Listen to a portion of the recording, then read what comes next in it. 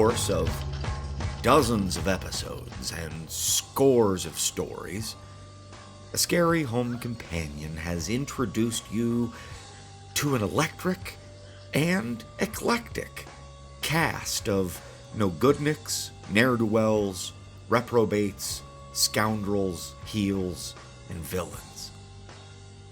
Our world is a very big place. There are many different kinds of evil, many different breeds of apex predator.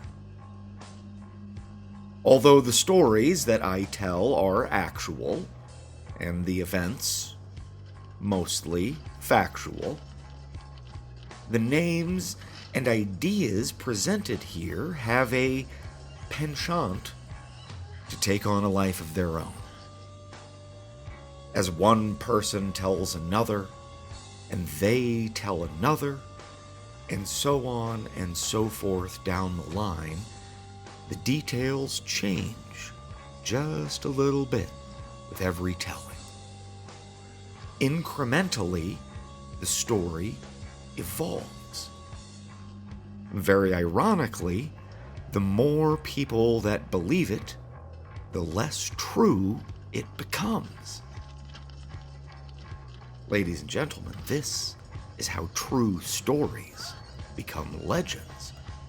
They take on a larger-than-life feel so that it becomes very difficult to determine what is fearful fiction and what is furious fact. This is a line that becomes more blurry with every retelling. And so this Halloween, I have decided to bring you some fantastically fresh fables, featuring a few familiar faces. Welcome to A Scary Home Companion, and more Halloween stories for weird kids.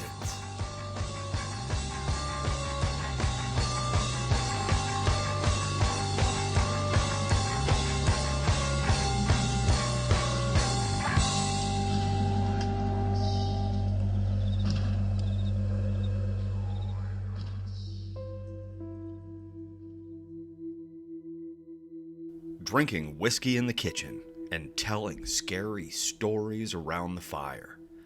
Music, monsters, and mayhem. Killers, cannibals, and cults. Fearful fiction and furious fact. Tall tales and terrifying truths. This is A Scary Home Companion.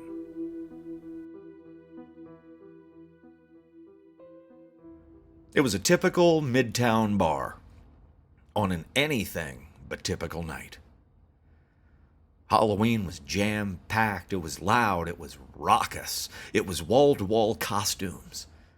Sexy nurses and witches rubbing elbows with Shreks and Jack Sparrows. Purple and orange lights entwined with black garland. Red wine was on special, and free bloody brains shooters for anyone in costume. Your bartenders were Mario, Luigi, and Princess Peach. And the 4-member band that was crammed into the back corner were all dressed as Reservoir Dogs. They were currently ripping through Werewolves of London. Terribly. For the second time. Out of 150, 200 people in this bar, there was only one person not wearing a costume. No makeup, no big hair, no sexy outfit, no free bloody brains shooters. Just a girl out for a drink on a night that happened to be Halloween. Although she was a girl with a secret.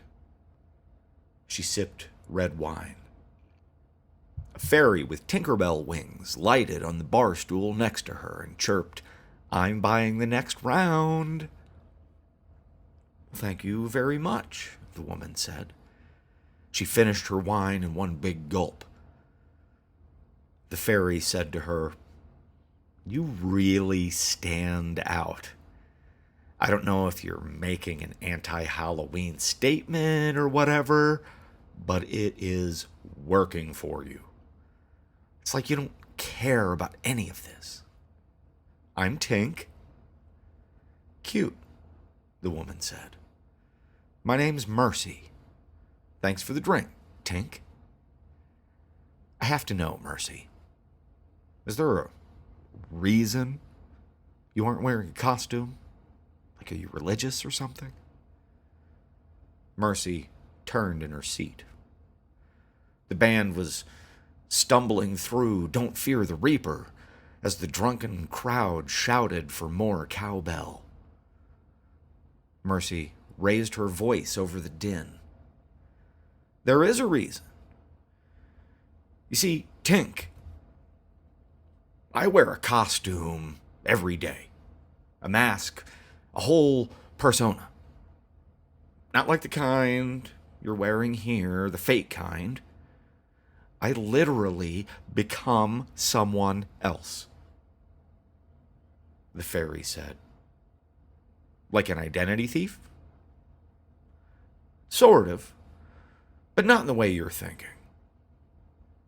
First, I find someone and I study them to make sure it's a good fit and, more importantly, to make sure that their life is worth taking over. And then I kill them, quietly. I hide the body, and I sort of just step into their life. I have their keys, their ID, and credit cards, so I use their name. I change my hair and my makeup to look more like them. I learn who they are, and I become them for a while. This is the one night a year that I don't put on a face. The one night I use my real name, and I tell people like you the truth about who I really am, what I really am. The fairy leaned in closer, fascinated. Of course she didn't believe it. Who would believe such a thing on Halloween? But she loved that this woman had a full backstory for her non-costume. The fairy prodded her. So, you're Mercy today. Who were you yesterday? I was Erica Eggers, an office temp, a small apartment, overlooking a really nice lake. It's beautiful in the evenings. No family, no lovers, no friends close enough to notice the difference between us. She has a cat named Bilbo. He didn't seem to notice either. And what happened to Erica Eggers? She's at the bottom of that lake. I stuffed her rib cage with rocks so that she won't ever come back up. Wow, the fairy said. So, who will you be tomorrow? Mercy finished her wine and called for a barkeep. That's a problem for tomorrow. Here, let me get the next round. Enough about my stupid Halloween story anyway. I want to know all about you.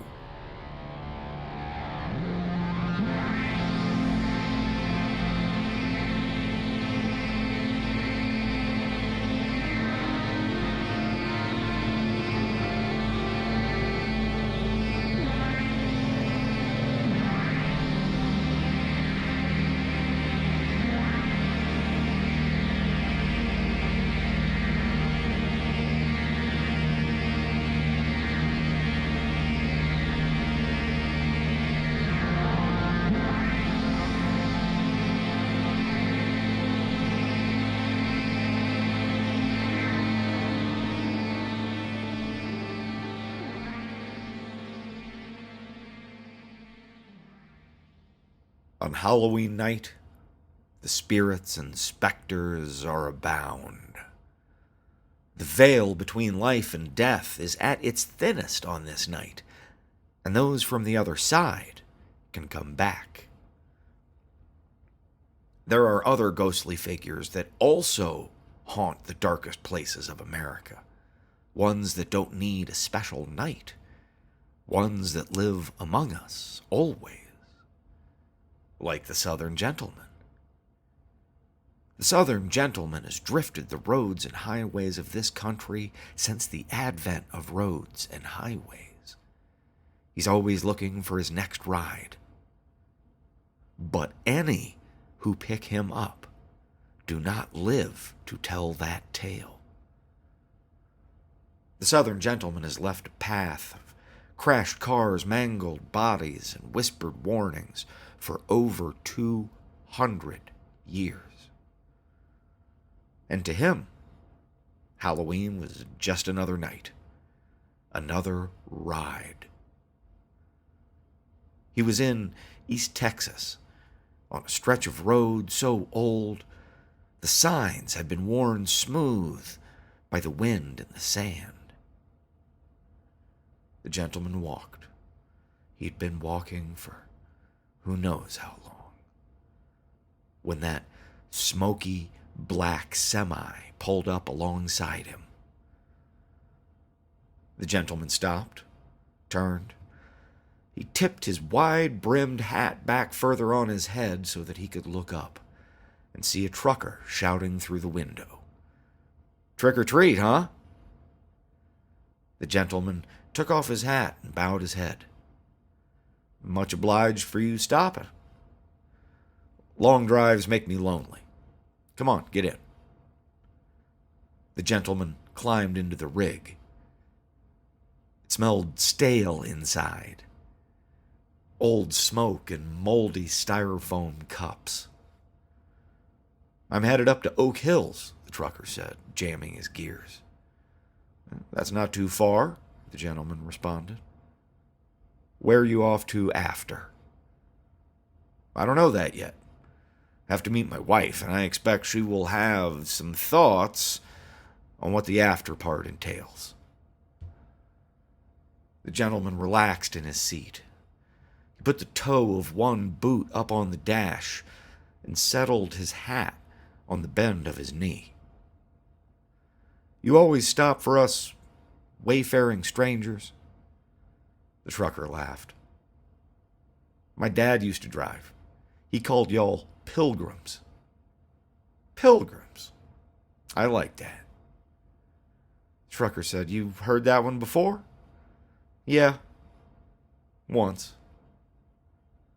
The driver downshifted and clicked on his brights to illuminate the sign, but it was too worn away and blank to read. "Oak Hills is right that way," the gentleman confirmed the driver's instincts. The truck left the main road. A few minutes passed, and finally the gentleman asked the driver, "You really don't remember me, do you?" "Remember you from where?" "This road? This truck?" The driver shook his head. Then he grunted, rubbed his face. Did he remember?" The gentleman said, "You were going back home to meet your wife. You picked me up to be a good Samaritan." The truck rumbled to a stop. The high beams illuminated the sign that read Oak Hills Cemetery. "This place is your home now. I'm sure your wife still comes by to visit." The gentleman got out of the rig. The trucker was still staring at the sign, trying to make it all make some kind of sense in his head. The gentleman did him a favor. "You're dead, brother. Let it go. And if you can't let it go, then don't stop and pick me up next time." He started walking. He needed to put some distance between him and Oak Hills. No one ever wanted to stop for the hitcher outside the graveyard. The gentleman didn't bother looking back. he knew the truck would be gone. At least, for now.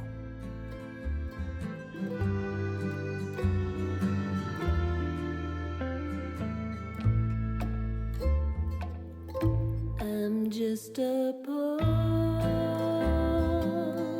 wayfaring stranger, traveling through this world below. There is no sickness, no toil or danger in that bright land to where I go. And though dark clouds they gather around me. Lucinda's best friend Polly was gone. Things had been pretty bad for a while with her depression and her night terrors, but then, one day, she was just gone from school, from the group chats, from her house. Lucinda's parents sat her down and explained that Polly had been taken to a place where she could get the help she needed. Polly had hurt herself, but Lucinda's parents wouldn't elaborate further. Soon after, Lucinda started having the dreams. They were familiar to her not because she'd had them before, but because she had heard about them for so long and in such great detail from Polly. These were Polly's nightmares, and they had found a new home in Lucinda. Disembodied hands scuttled through her dreams now. In the periphery at first, but growing ever closer. Lucinda opened her eyes one night and saw a delicate hand perched on the middle of her chest. She blinked, thinking it was just a dream, but it didn't feel like a dream. The hand was pale, neatly severed at the wrist with a little ring of perfectly white bone in the middle of all that gristle. The fingers had the same metallic green nail polish Polly had always worn. There was a cold breath against her neck. Lucinda.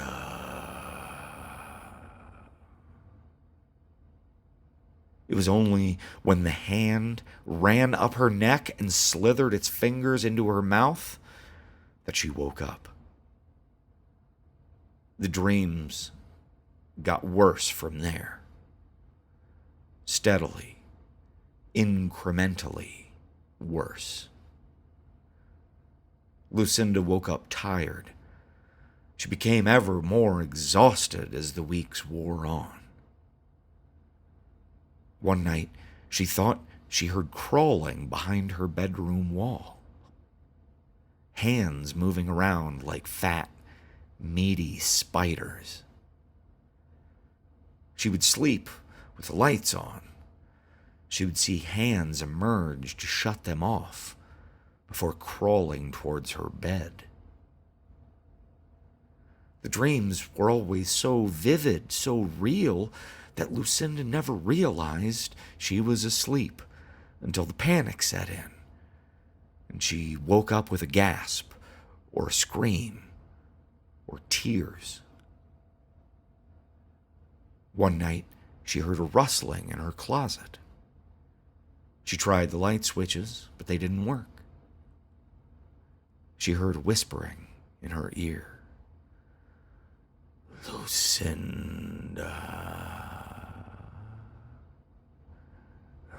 Lucinda, give me what I want.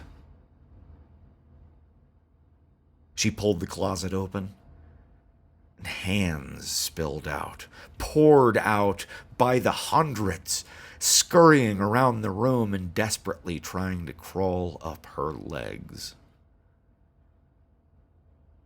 Her parents began to worry about her. Then they told her that her friend was doing better. They thought that would help. Polly had recovered from her wounds, and she was resting in a facility for girls like her. Lucinda asked what had happened, and her parents confessed to her that Polly had tried to kill herself by cutting off her hand.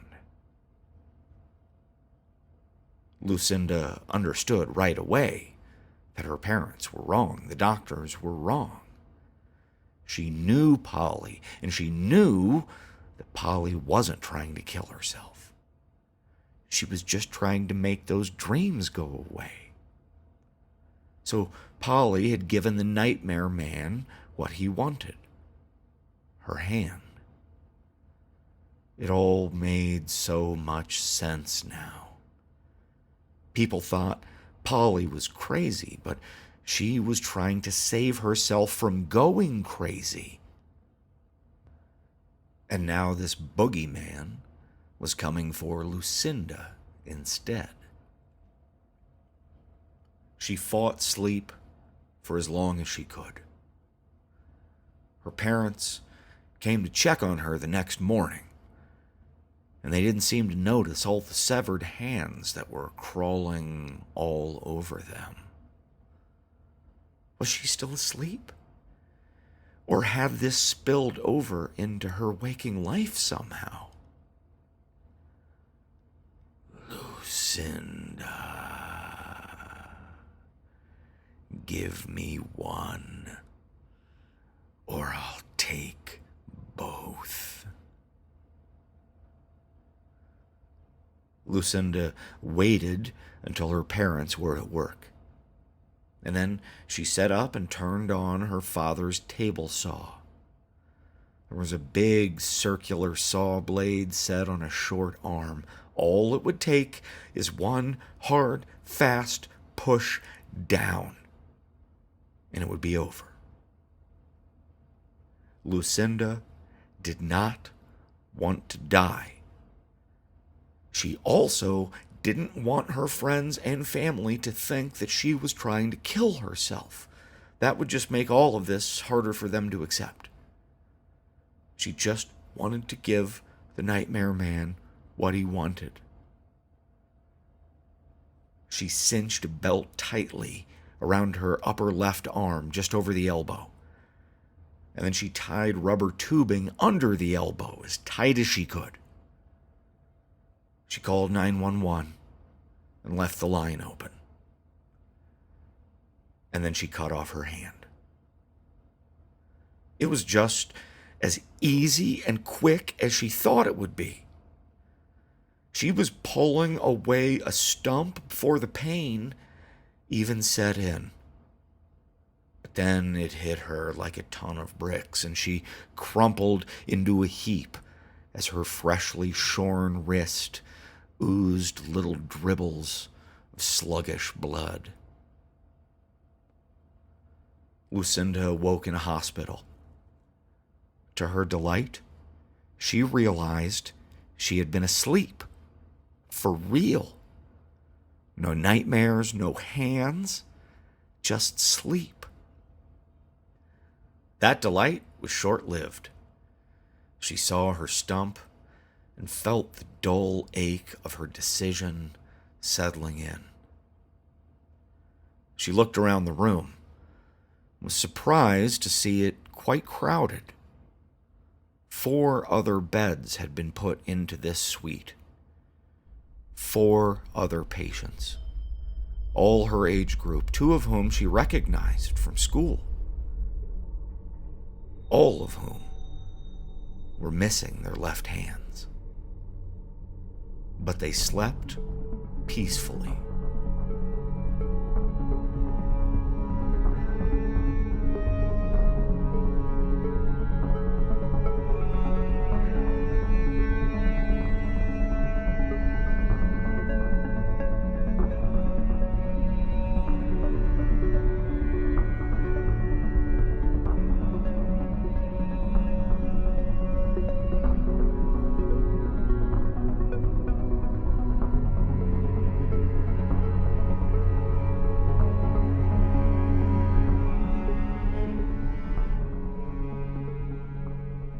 Thank you for listening to another episode of A Scary Home Companion.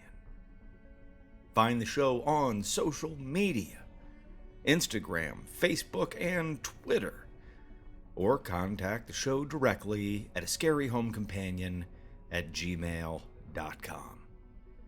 We always appreciate when our listeners leave reviews. If you get the chance, drop us a star rating, a thumbs up, a thumbs down. It all makes a difference. If you really want to make a difference, scooch on over to the Patreon. Check out all the fabulous extras, bonus materials, behind-the-scenes post-mortem analysis videos, and tons of other great stuff. If you're still in the Halloween spirit, after this episode, check out the many other Halloween-themed episodes of A Scary Home Companion. There was, of course, the original Halloween stories for weird kids, One Last Halloween, Friday the 13th, the saga of Jason Voorhees, Devil's Night Ride-Along, Ghastly House of Horrors, and coming next week, Brother Mocha's Haunted Halloween.